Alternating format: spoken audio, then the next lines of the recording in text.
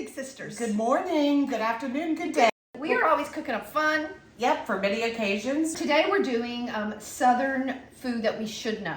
Because we're both from the South. And I can't cook biscuits, even Hockey though... pucks. Yep. And I don't know how to make fried chicken. Which I do. And so we're going to teach each other chicken and biscuits like nobody's business. Idea is not to get burnt today, not to be disfigured. Okay, Shan, let's bake somebody happy. This is Grandma Cecil's recipe. Butter my butt and call me a biscuit. First of all, oven, high heat, cold butter. Cold butter. The thing about baking is that you have to make sure your Measurements are precise. I like to give it a little whisk to add some air. Air. Yeah. Baking soda, baking powder has to be active. So now we're gonna add a lot of butter. 1.5 cups of buttermilk. They should call it bitter milk. Bitter milk. You barely wanna mix the dough, all right? Yeah. I use a spatula because your hands are body temperature and they make the dough too warm. I'm gonna roll this out. Special folding technique. This way. Like, hi, let's meet. Oh. Then this way, and then this way. Is that creating layers for us? Layers.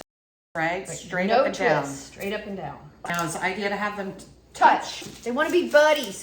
So make sure they touch and bake them. Like this. Yeah. Now these guys go in the freezer for 15 minutes. Hi. No hair. First out of the freezer. That allows the butter to get really cold again. Butter my butt and call me a biscuit. Oh, those look beautiful. Mm-hmm. We're moving on to our chicken segment. We're going to prep a little fried chicken. Just to start out with, there are two types of people in the world.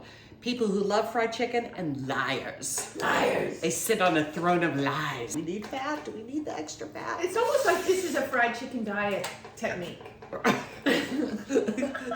when you're on a diet, you cut off the fat because you're going to fry it. Fry it. And you don't have full sweet tea. You have some kind of diet tea. Oh, really? Or Diet Pepsi or Coke. Oh. I like Diet Pepsi, but I'm from the South, so that's blasphemous. Oh, that is blasphemous. I used to live in Atlanta, and you can't have a Pepsi in your hand. You get run out of town on a rail for doing that kind of thing. You have a lot of sayings. I like it. A lot of Southern sayings. Growing up in the South, you always have a lot of sayings, you know, especially like my grandmother used to say, she was beat with the ugly stick. Have you ever heard? There's a lot of ugly jokes in the South. My dad used to joke with me. He'd say, Cindy, you're so ugly, you have to tie a stake around your neck to get the dog to play with you. Oh, God. What I'm going to do is I'm going to take some buttermilk right there. and season with some salt and pepper as well. And you notice I don't measure. I really don't measure spices because I feel like it's a personal thing. It's like whatever you, to your taste. Okay, now we're going to make our flour dredge. I'm just, again, not measuring. I'm using some flour, just a nice shallow pan. I'm adding some kosher salt. Yes, I'm adding salt and pepper. And you're in a mess. Push it, man. Push it real good. Now we're getting some onion powder. Now next is cayenne, and that's, you know, that is definitely a taste. I do not like a lot of heat on my chicken. Perfect. Okay. A tad. Just to give it a little kick in the pan. And mix up real good so you don't get any hot spots with your cayenne. Let some of the buttermilk drip off of it, dredge it in the flour, and put it on a cookie sheet. So this is my little trick in the kitchen, is I put it down in flour and then shake it a little. So it gets on kind of on the top, and then flip it over and shake it a little. Just helps get more flour. Wow, what a tip. Yep, it's ready.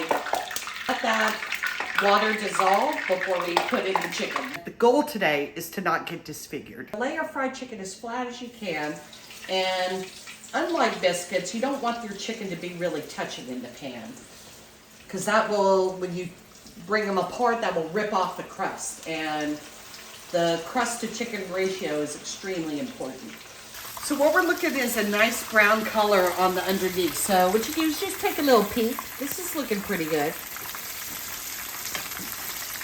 Look at this. And see, not ready.